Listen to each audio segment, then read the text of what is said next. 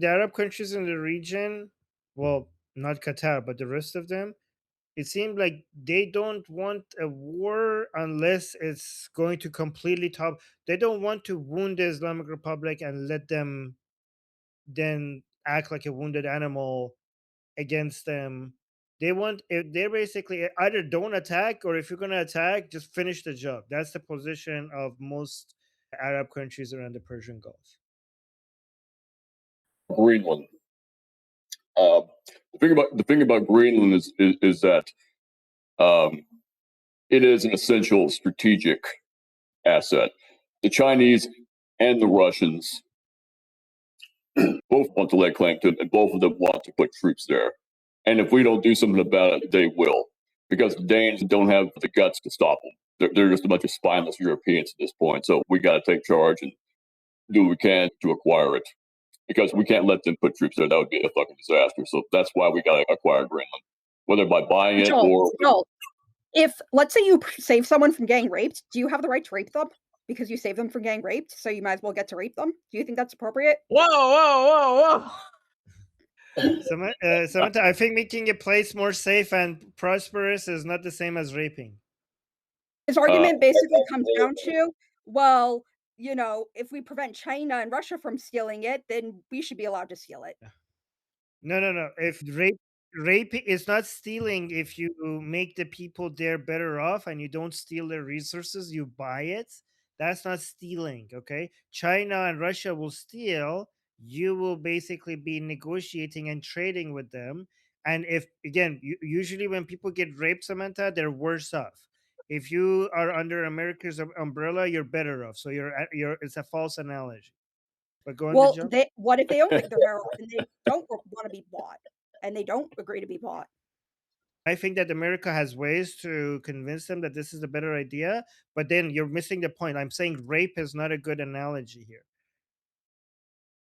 It's really not the same thing. We're not the CCP, and we're not the Russians. And it's vital to our own interest and to our own people that we do not allow the Russians and the Chinese to attain Greenland, because that would be disastrous for us strategically. Having them in our hemisphere like that cannot be allowed.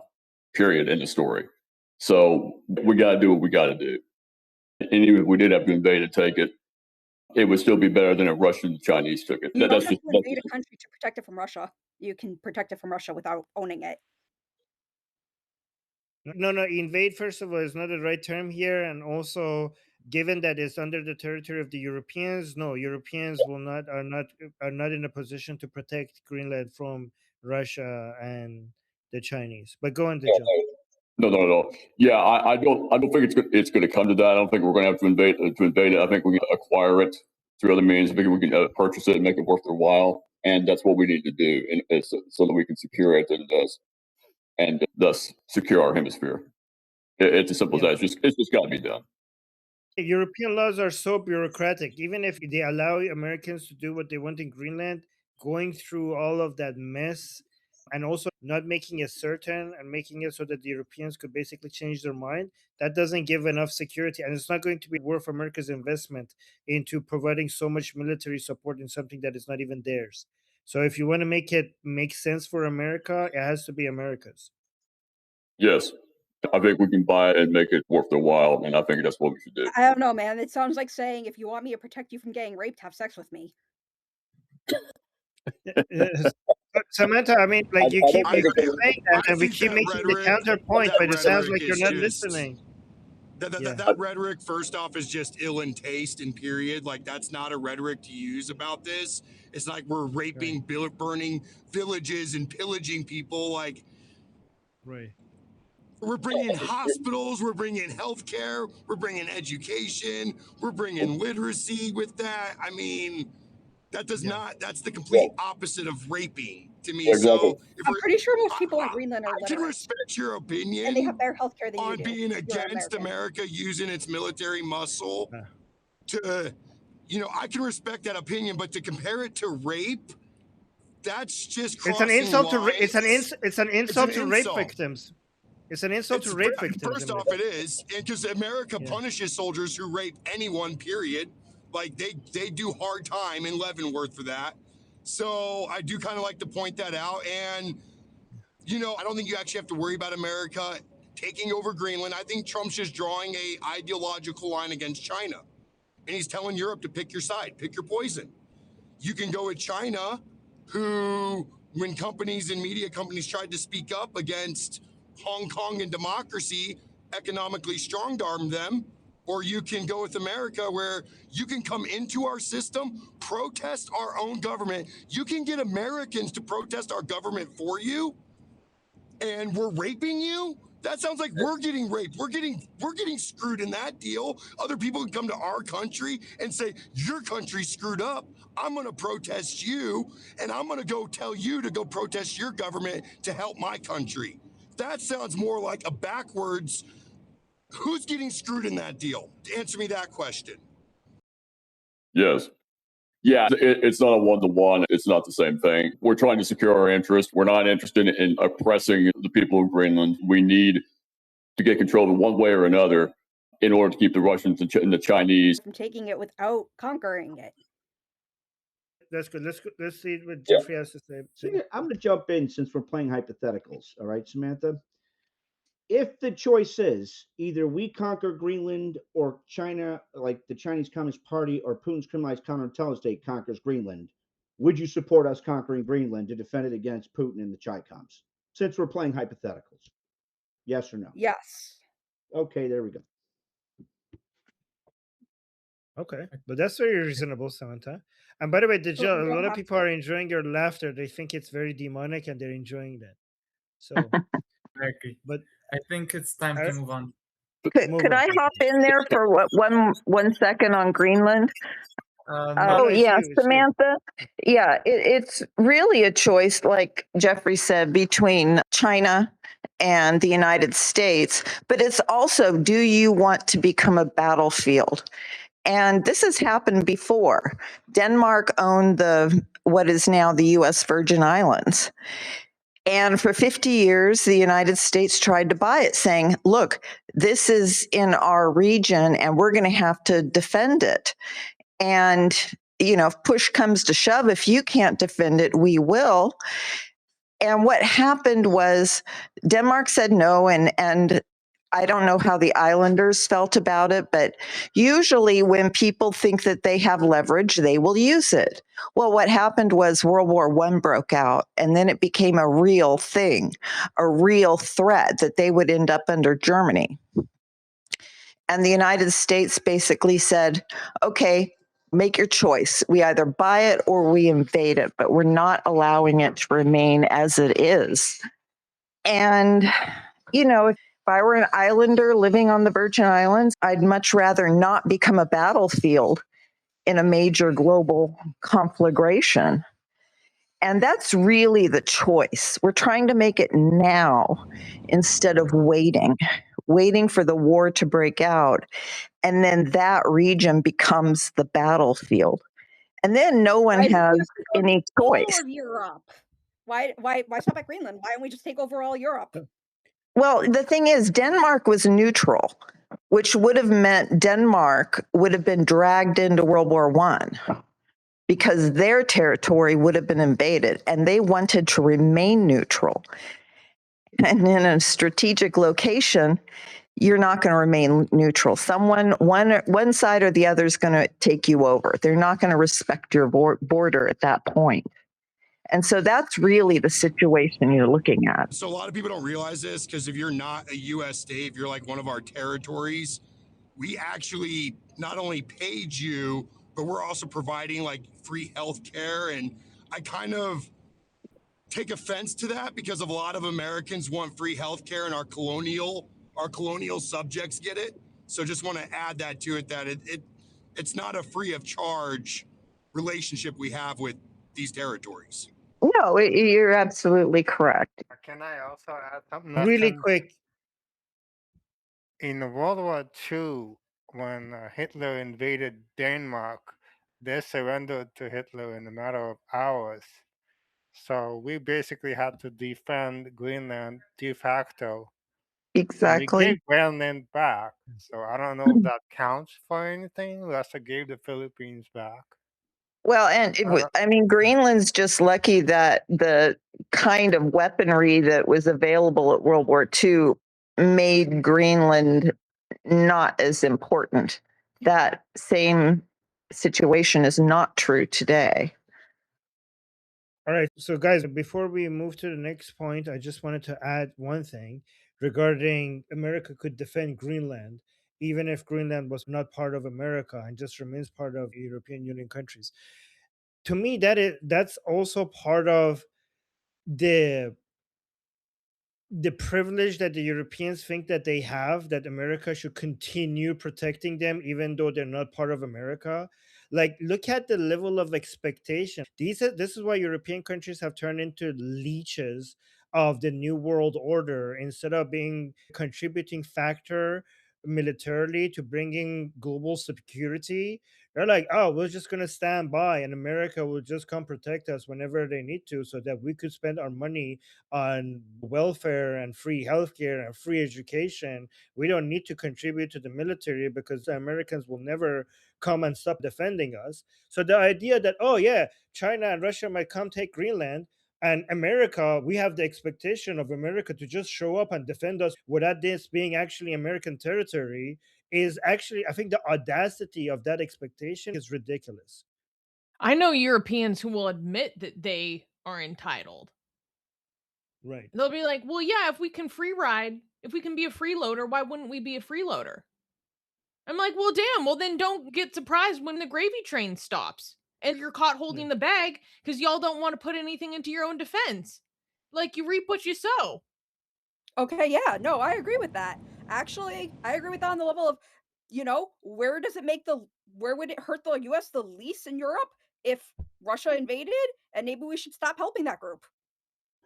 And to be fair, I know a lot of Europeans that find it unjustifiable. They're like, yeah, this is wrong. We do need to invest in like they take accountability for it is what I'm trying to say. I'm not trying to make it seem like all Europeans like are just freeloaders. Like a lot of people are taking accountability, but they're like, this is what our elites have led us to, essentially. So basically, if you think about it, Greenland is too close to America for America not to defend it. For America to make sense defending it, it needs to be part of America instead of another gift to the Europeans with an American taxpayer defending another European territory. It would not make sense for America to defend it unless this is American territory. This is why Greenland needs to be America. But go under.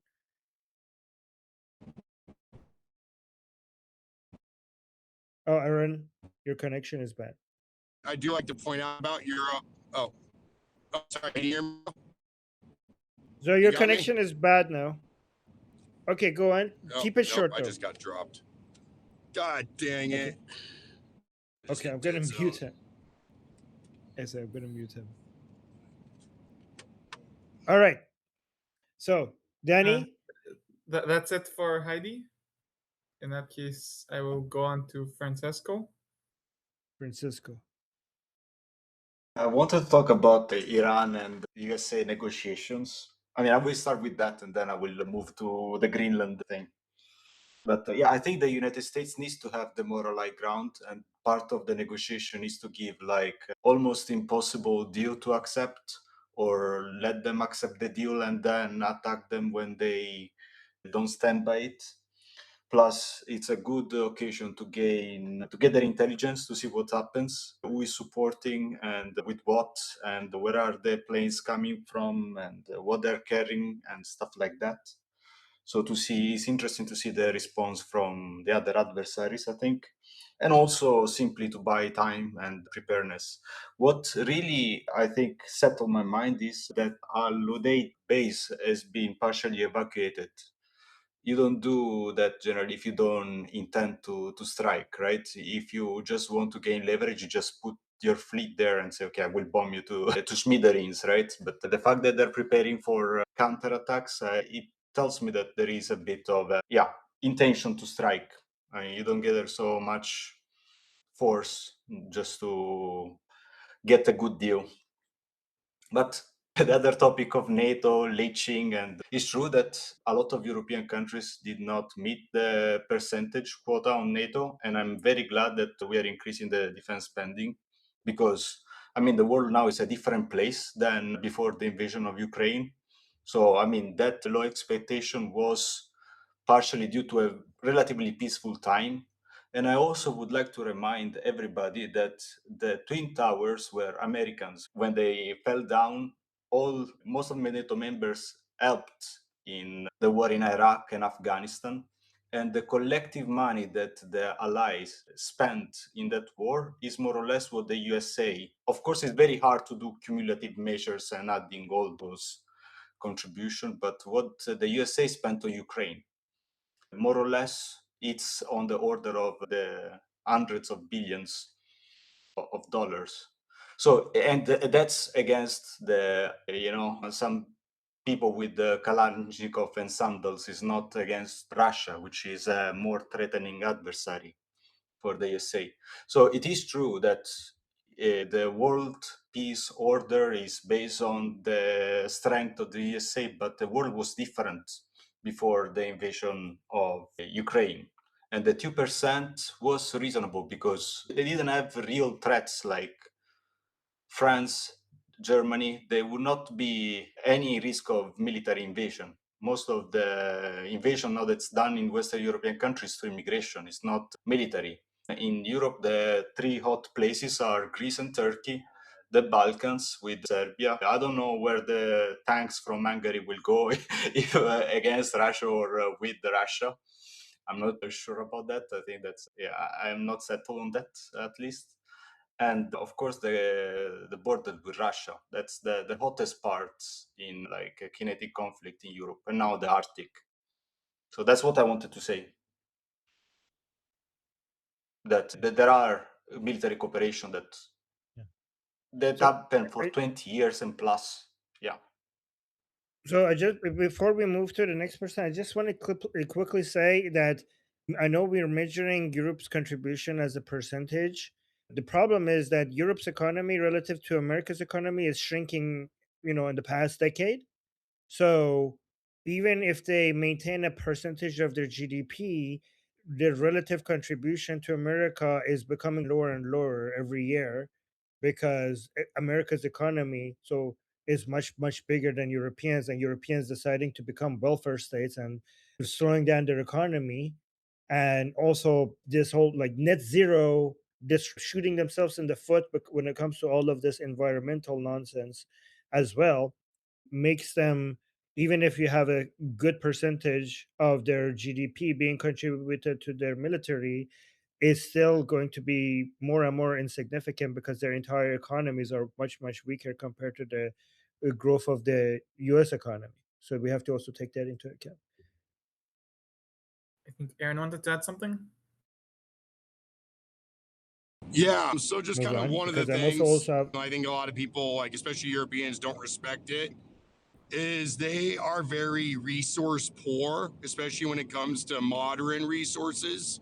And what I mean by that is that's like the hard resources, the metal in the ground and all the technology we use. So when we talk about how big an economy is, just kind of remember what supports that economy. And without hard resources that are extracted, that economy is non-existent. And I have a list of it. I'll add it to the chat when I get stopped here, if we're still going. So you can take a look at it on what Europe lacks natural resource wise, energy, metals, everything. So they got to kind of respect their position that they rely on trade networks in the world to even have an economy.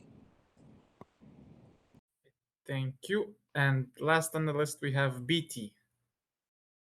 Thank you very much. Best for last. So I have a quick comment and then a question. Can you hear me okay? yes. Beautiful. So back to the whole Europe and America. My quick question there is, if you're American, when you... Oh, my audio cut all of a sudden. Am I here? Do you guys have me? We have you, Armin, just not BT. I have Armin. I don't have BT. Oh.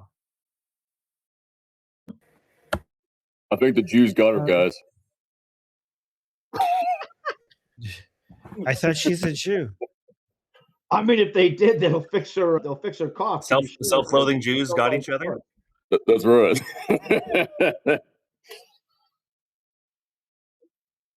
How about rhetoric now? kind of invited.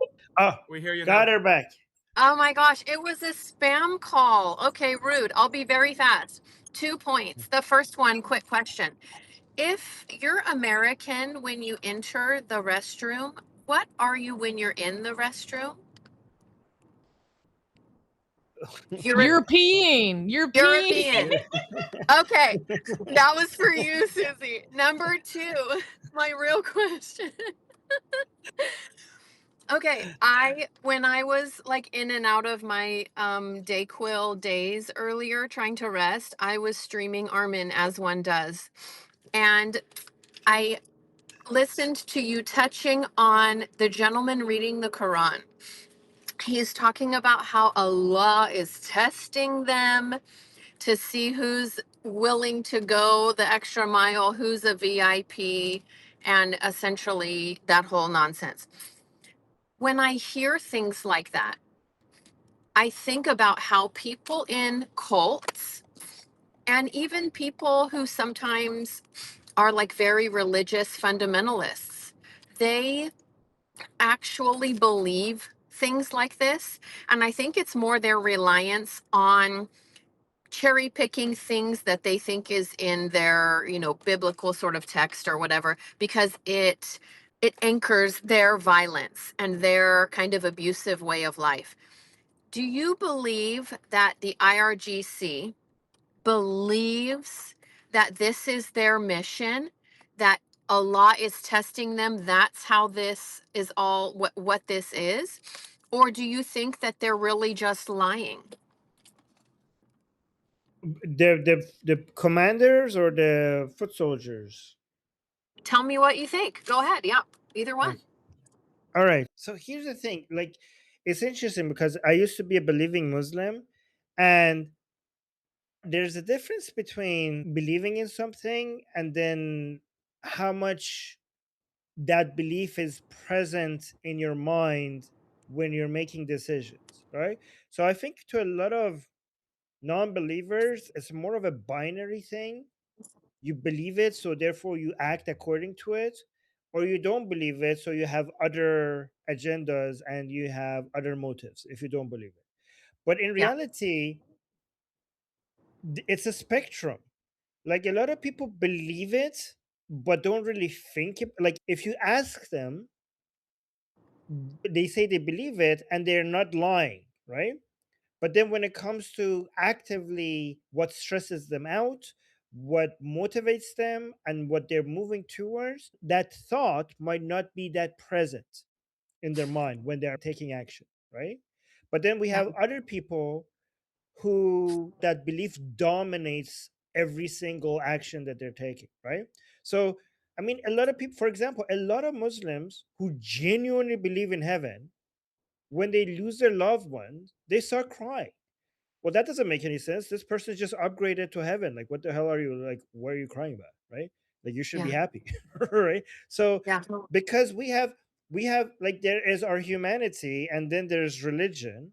And I think many times, like, our human thoughts and fears and hopes are such an important part of our DNA that even the religious beliefs that we might actually genuinely believe in, sometimes it's hard for them to completely dominate what we are fighting for and what we're trying to do, right? So a lot of genuinely religious Muslims, you are actively still working for their dunya rather than their akhirat, meaning for this world, for getting richer, for staying alive. Like, if a lot of these people genuinely believe that being a martyr sends you to heaven, but they're genuinely also terrified when they see somebody's trying to kill them. So how does that work? Like, you should be like, oh my god, this is my chance. There are some people who the brainwashing works so efficiently that they genuinely, like, welcome death, and they really believe, like, oh my god, I'm doing God's will, and if I die, I hope I die today. Like, the Islamic Republic was very successful with this, like, earlier in the revolution. I don't know how, like, right now the percentage of the people that are genuinely that motivated to die for martyrdom, even if they're religious believers, is less. It still motivates them to some degree, but again, you have to treat it like a spectrum rather than a binary of, oh, you're all in or you're all out. And it's different from individual to individual, right? Both among the leaders and among the foot soldiers, you cannot come up with a blanket statement that all of them are like this. It is different from one individual to another. So from a human Oh, standpoint, I understand that. But when I think about Trump, let's just say, because he's currently the president, looking at a belief like that and thinking mhm. this is how they view their people, that it's a test to see if they're really willing to do what it takes for Allah to kill all of these people. How much should that Right. weigh in on how he views them?